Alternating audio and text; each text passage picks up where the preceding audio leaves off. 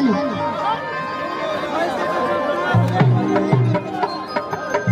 आज बुवनी हो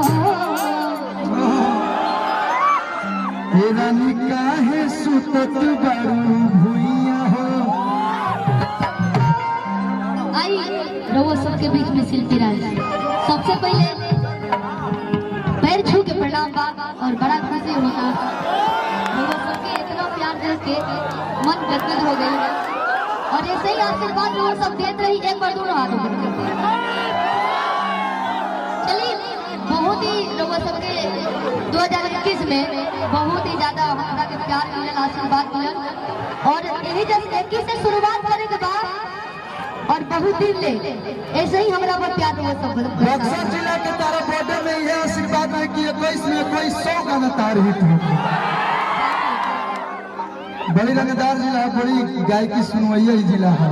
आओ एगो गाना गा दिया जो तुम बड़ी दिन से भाई लोग आवत तो कल मुनी हो। ऐसे ही हाथ ऊपर कर दो भैया,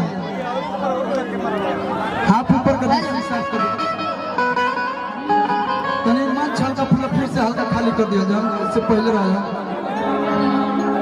आज बुवनी हो। अच्छा कितना बढ़िया बात बा। सिंगरो है जे बाड़ी ओमे जोन परफॉर्म कइले बाड़ी उहे जे बाड़ी ओमे जोन मरद बनल बा उहे जे मरद मेहरारू। तने बार जो ताली बजा दे लोग तक नहीं मेहरारू में जो मेहरारू बनल बा। हां ए रानी काहे सुतत बारू भुइया हो कि पूरा दहिया में घोड़ा तक सुइया हो। मुतला हर भोजपुरिया मरद से मरद से मरद से।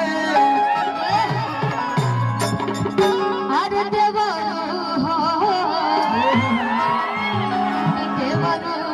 डर लगे रंग से। अच्छा होली गा दिया जाए, लेकिन नहीं होली के मौसम में कहे के बाद ओके ये भौजी